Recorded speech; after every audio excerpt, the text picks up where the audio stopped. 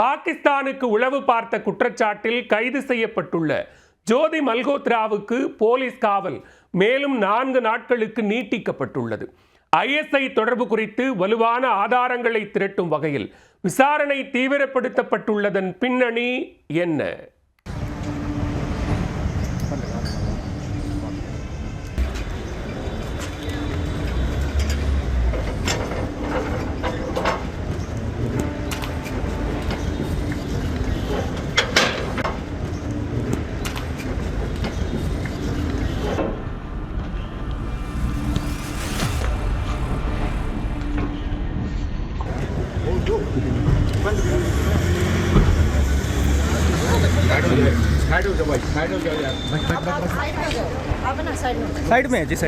பாகிஸ்தானில் சுற்றுப்பயணம் மேற்கொண்ட இந்த பெண் யூடியூபர் தான் ISI அமைப்புக்காக உளவு பார்த்ததாக கூறி கைது செய்யப்பட்டுள்ளார்.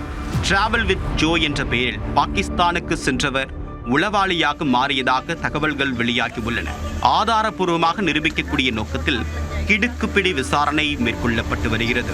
பாகிஸ்தான் பயணத்தின் ரகசியம் அம்பலப்படுமா? கடந்த ஏப்ரல் 22ஆம் தேதி பெஹல்காம் தீவிரவாத தாக்குதலில் 26 பேர் உயிரிழந்ததை அடுத்து ஆபரேஷன் சிந்தூர் என்ற பெயரில் இந்தியா பதிலடி கொடுத்தது. ஆபரேஷன் சிந்தூர் நடவடிக்கையின் போது இந்தியாவில் மிக முக்கிய தகவல்களை உளவு பார்த்து சிலர் பாகிஸ்தானுக்கு அளித்ததாக குற்றச்சாட்டு எழுந்தது. அதன் அடிப்படையில் சந்தேக நபர்களின் செயல்பாடுகள் கண்காணிக்கப்பட்டு இதுவரை 12 பேர் கைது செய்யப்பட்டுள்ளனர். இதில் ஒருவர்தான் ஹரியானா மாநிலம் ஹிசார் பகுதியை சேர்ந்த 32 வயதான ஜோதி மல்ஹோத்ரா. இவர் பாகிஸ்தான் உளவு அமைப்பான ISI உடன் தொடர்பில் இருந்ததாக கூறி கடந்த 17ஆம் தேதி கைது செய்யப்பட்டார்.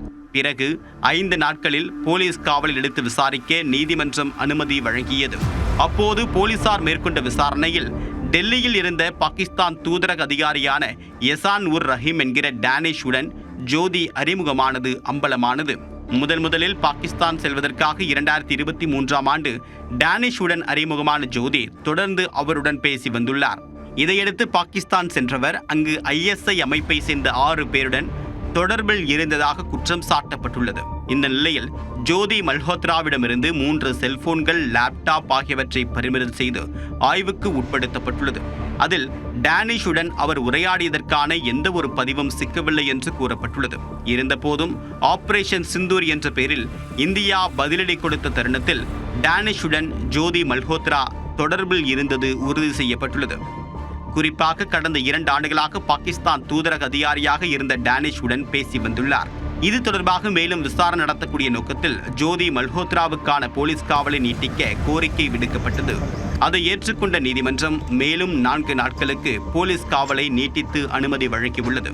யூடியூபர் ஜோதி மல்ஹோத்ரா பாகிஸ்தான் மட்டுமின்றி சீனாவுக்கும் சென்று வந்துள்ளார். எனவே அவரின் பயணத்தின் உள்நோக்கம் மற்றும் ISI அமைப்புடன் தொடர்பில் இருந்ததற்கான ரகசியம் போலீசாரின் விசாரணையில் அம்பலமாகும் என்றும் எதிர்பார்க்கப்படுகிறது.